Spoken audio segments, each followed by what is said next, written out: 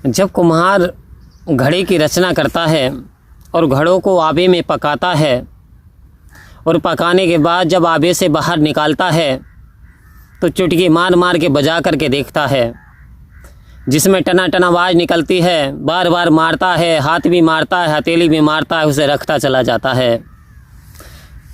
लेकिन कुछ घड़े ऐसे होते हैं जो एक बार बजाया एक बार में ही टूट गए, कुछ 2 बार बजाया तो दूसरी बार में टूट गए, किसी को 3 बार बजाया तो तीसरी बार में टूट गए। लेकिन जो 3 4 5 बार बजाने से भी ना टूटा, उसे उसने रख लिया, उसे उसने चुन लिया। तो कह रहे हैं इस प्रकार से जैसे कुम्हार घड़ों का परीक्षण करता है, वो तो घड़े हैं माटी के, लेकिन कुम्हार उसका परीक्षण करता है। जैसे अब विद्यार्थियों के एग्ज़ाम, बोर्ड की परीक्षा शुरू होने वाली है फरवरी में, यानी हाई स्कूल और इंटरमीडिएट का एग्ज़ाम। तब यहाँ पे जो पूरे साल छात्रों ने जो अध्ययन किया, उसका जो मूल्यांकन होगा परीक्षा के द्वारा होगा कि किसने कितनी मेहनत की, कितना पढ़ा, कितना लिखा, कि खाली पढ़ा या फिर लिख कर के भी देखा, या फिर अभ्यास नहीं किया, याद नहीं किया, या समय यूं ही बिता दिया। ये परीक्षा में ही पता चलेगी, मुंह से चाहे कोई कितनी ही बात कर ले। तो उनका जो रिजल्ट आएगा, तो उनकी भी परीक्षा हो रही है विद्यार्थियों की। उधर कुम्हार घड़े की परीक्षा ले रहा है। तो कह रहे हैं ऐसे ही हर व्यक्ति की परीक्षा होती है। आखिर निरंकार परीक्षा कैसे लेता है? आखिर भगवान हमारी परीक्षा कैसे लेते हैं? कैसे हमें बजाते हैं? आओ संत महात्माओं कहते हैं कि दुनिया में कितना गम है, मेरा गम सबसे कम है, औरों का गम देखा तो मैं अपना गम भूल गया। आपको अक्सर ऐसे व्यक्ति मिल जाएंगे, ऐसे महात्मा मिल जाएंगे जो कि बताएंगे कि बहुत गमगीन हूँ, बहुत परेशान हूँ। आओ संत महात्माओं, और बात आप पूछेंगे तो बात भी सही होगी कि सत्संग में तो जाता हूँ, सिमरन भी करता हूँ, सेवा भी करता हूँ, लेकिन महाराज कभी कभी दिक्कत आ जाती है। तो आओ संत महात्माओं, फिर घबराने की आवश्यकता क्या है? ये समझ लेना कि आपको बजा करके देखा जा रहा है। एक तरफ आपके लिए प्रलोभन भी आएंगे, एक तरफ आपके लिए लालच भी आएंगे। कैसे? कि भाई मत कर सत्य का संग, आ मेरे साथ और बस 500 या 1000 लेकर के चलना, 2-4 हज़ार कमा लाएगा। ऐसे आपको प्रलोभन आएगा, लालच आएगा। और लालच, जो क्रोध, लोभ, ये जो 5 चोर हैं, लोभ आपको आकर्षण करेगा। कोई ना कोई आपको बुलाने आएगा, कहेगा छोड़ बेकार की बात, अब तू परेशान है। लेकिन यदि उस परेशानी में आपने अपने मन को संभाल लिया, सद्गुरु पे पूर्ण विश्वास कर लिया, परमात्मा पे विश्वास कर लिया, अपने सहनशीलता को अपना लिया, तो वास्तव में वो जो विपरीत स्थिति है वो भी टल जाएगी। क्योंकि हर समय अंधेरा नहीं रहता, रात्रि होती है, रात्रि के बाद सवेरा ज़रूर होता है, सूर्य ज़रूर निकलता है। समझ लेना कि ये आपकी परीक्षा चल रही है। आपने सत्य का संग किया है तो सत्य बहुत बड़ी पावर है। आप एक दिन चमकेंगे, आपके भाग्य का सितारा भी चमकेगा, आपके जीवन से अंधकार सारा भाग जाएगा। बट आपको मजबूत बनाना चाहता है। कैसे? कि चोट मारी पत्थर पे तो कंकड़ बन गया, चोट मारी पत्थर पे तो कंकड़ बन गया, और जिस पत्थर ने चोट सह ली वही तो शंकर बन गया।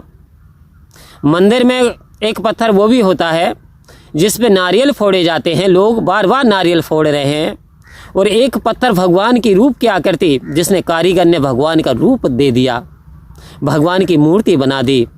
अब लोग उस पर पुष्प चढ़ा रहे हैं, माला चढ़ा रहे हैं, कोई मिष्ठान चढ़ा रहा, कोई मेवा चढ़ा रहा है, और ये देख करके दूसरे पत्थर को ईर्ष्या हो रही है। लेकिन जब उसने पूछा कि मेरी गलती क्या है, तब कहा भाई जब कारीगर तुझे बना रहा था, तुझ पे एक चोट मारी तो तू आहा कर गया, दूसरी चोट में बाहा कर गया, और तीसरी चोट में हाथ जोड़ करके खड़ा हो गया, कह रहा मुझे भगवान नहीं बनना, मुझे बस छोड़ दो। तो आओ संत महात्माओं, जब आपने वो थपेड़े नहीं सहे, आपने वो हथौड़े नहीं सहे, तो वास्तव में फिर भगवान बने कैसे? तो ये जो परीक्षा है, जो जितनी ऊंची सफलता पाता है उतना ही उसे कष्ट भी उठाना पड़ता है।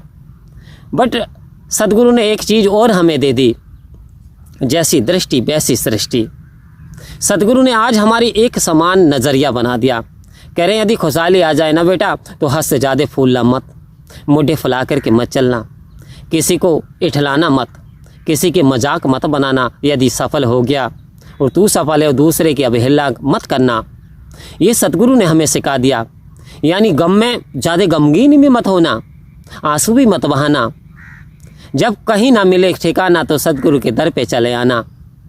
आओ संत महात्माओं, एक तरफ सतगुरु ने कहा कि देखिए खुद को रब से जोड़ दे।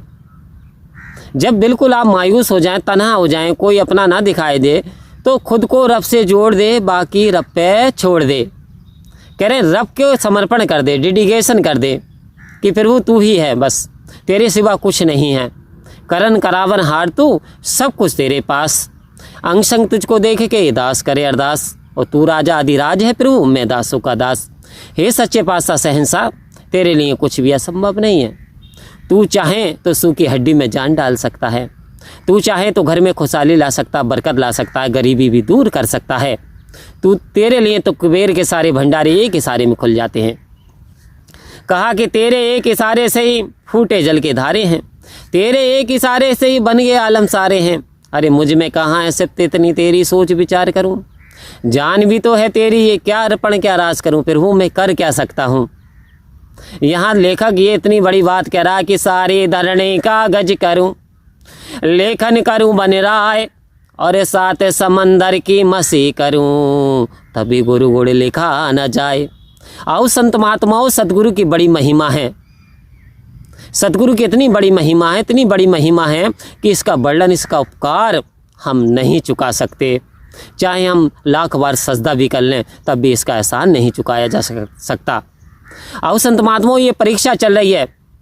जब आपको लालच दिया जाता है, जब आप पे लोभ आता है, जब आपका मन कहता है ये सत्य को छोड़ दे, असत्य का साथ अपना ले, बुरे कामों में चला जा, तो समझ लेना आपकी परीक्षा चल रही है। क्योंकि मन मत डुबोए गुरु मत तारे, तू चलना मेरे मन गुरु के सहारे।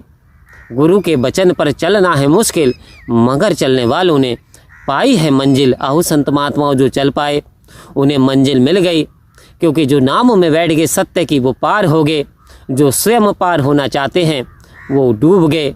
तो हमें सद्गुरु के अर्पण हो जाना है, अपने आप को समर्पण कर देना है, और जैसा भी समय है हर हाल में इसका शुक्रिया अदा करते चले जाना है, क्योंकि ये हीरा जन्म है, इसकी कदर करना सीख जाएं और सद्गुरु का एहसान मानना आ जाए।